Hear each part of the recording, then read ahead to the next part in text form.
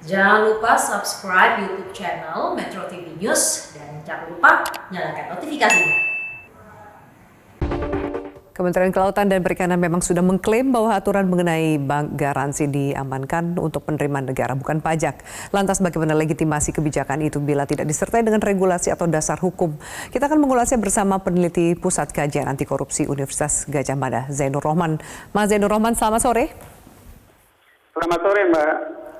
Ya, sejauh ini kalau kita lihat ya, statement dari terdakwa kasus suap izin ekspor lobster Soeharjito mengaku tidak mungkin bernasib seperti itu bila tidak dimintai fee oleh pihak yang berada di sekitar Edi Prabowo. Ada fee khusus sebagai eksportir benur, ada kemudian juga setoran dalam bentuk bank garansi, kewajiban juga berlaku bagi eksportir benur yang lainnya. Apa yang bisa Anda soroti dari pengaku atau statement itu? Ya, berarti yang pertama, untuk fee yang tidak jelas itu tidak bisa dihindari, tidak bisa dielak bahwa itu adalah suap atau gratifikasi. Nah, yang kedua soal bank garansi, tidak ada satupun dasar hukum yang bisa dibenarkan atas penarikan bank garansi tersebut.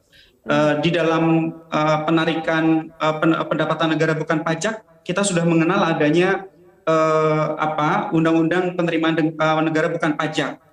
Itu satu-satunya yang bisa digunakan oleh pemerintah untuk mengenakan pembebanan kepada pengusaha. Nah, tanpa adanya dasar hukum, maka ini bisa dikatakan sebagai satu perbuatan menyalahgunakan kewenangan. Ini kita bisa lihat misalnya di dalam Undang-Undang Administrasi Pemerintahan, sesuatu yang dilakukan oleh pejabat negara tanpa dilandasi oleh peraturan perundang-undangan itu merupakan satu bentuk penyalahgunaan kewenangan. Dan penyalahgunaan kewenangan yang merugikan keuangan negara itu merupakan korupsi sebagaimana diatur oleh Undang-Undang Tipikor, misalnya di dalam pasal 3. Jadi menurut saya elakan-elakan dari ex-menteri KKP ini menurut saya tidak akan berpengaruh. Apa yang sedang dilakukan oleh KPK itu akan menurut saya bisa dibuktikan di pengadilan bahwa ini memang adalah sebuah kasus korupsi. Dan kalau dilihat dari nilainya, ini kan bisa sampai lebih dari 50 miliar.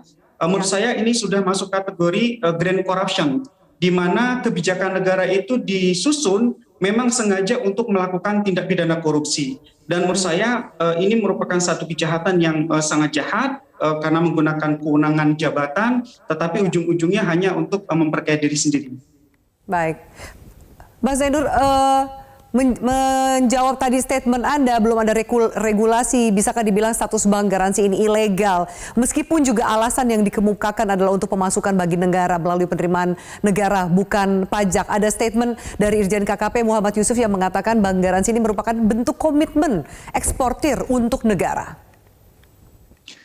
Tentu itu satu perbuatan yang menurut saya sewenang-wenang dari pejabat negara ya.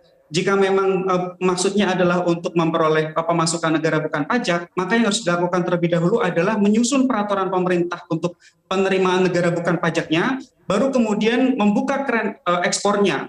Di luar kita sepakat atau tidak sepakat tentang ekspor lobster tersebut. Tetapi ini kan tidak ada dasar hukumnya, kemudian meminta kepada para eksportir untuk menaruh uang, dan kemudian menjadi pertanyaan adalah, apa yang bisa menjadi jaminan bahwa uang tersebut akan masuk kepada kas negara? Sedangkan kita tahu di sini tidak ada dasar hukumnya. Tanpa dasar hukum, maka tidak mungkin bank garansi tersebut bisa masuk kepada pendapatan negara. Oleh karena itu, menurut saya KPK sudah tepat untuk menyita uang bank garansi tersebut, karena menurut saya dari penjelasan KKP maupun dari penjelasan KPK, menurut saya yang paling logis memang ini adalah cara untuk mengumpulkan komitmen fee dari para eksportir untuk pihak-pihak pejabat di Kementerian KKP. Atau yang kedua, kalaupun memang di sini para pengusaha tidak mengetahui bahwa bank garansi ini tidak memiliki dasar hukum, menurut saya ini bisa saja kategorinya masuk ke dalam pemerasan di dalam jabatan. Nah, pemerasan di dalam jabatan pun itu termasuk dalam kategori tindak pidana korupsi. Jadi menurut saya tidak ada satupun dalil yang bisa membenarkan tindakan dari Kementerian KKP untuk menarik bank garansi tersebut tanpa adanya satu regulasi yang sudah disiapkan terlebih dahulu, yaitu di dalam PP untuk penerimaan negara bukan pajak untuk ekspor lobster tersebut. Baik, Mas Zainur, kalau kita lihat sejauh mana penegak hukum bisa menjerat para eksportir yang menyetor ke pihak Edi Prabowo, dan Edi Prabowo akan segera disidang menurut Anda, harapan Anda? Iya, tentu yang pertama dari sisi pihak-pihak pejabat pemerintahnya. Menurut saya kasus ini belum sepenuhnya utuh ya, karena menurut saya masih ada pihak-pihak lain di dalam Kementerian KKP sendiri yang memiliki pertanggungjawaban pidana yang belum disentuh oleh KPK.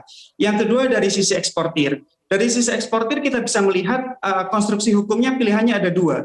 Jika para eksportir mengetahui dan ada meeting of mind atau mereka menyadari bahwa uang-uang tersebut adalah uang komitmen, uang-uang yang sebenarnya adalah merupakan suap, maka bisa dijerat dengan tindak pidana suap yang merupakan juga tindak pidana korupsi.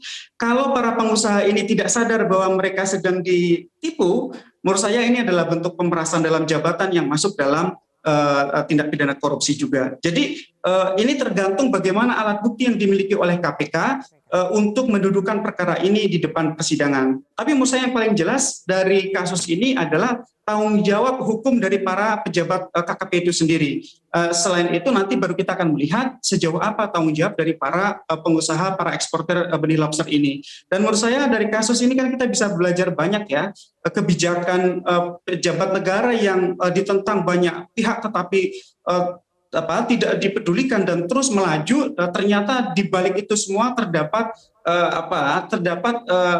tindakan-tindakan yang jauh melawan hukum dan sudah melakukan menurut saya korupsi yang menurut saya ini jarang dilakukan oleh para pejabat negara. Ya. Jadi korupsi dalam bentuk menarik dalam bentuk garansi ini menurut saya bentuk korupsi yang tidak terlalu sering dilakukan oleh para pejabat negara, dan menurut saya ini satu ide yang menurut saya sangat culas begitu. Baik, kita nantikan bagaimana jalannya persidangan dari Edi Prabowo. Terima kasih atas keterangan Anda dan diskusi kita di Prime Time News.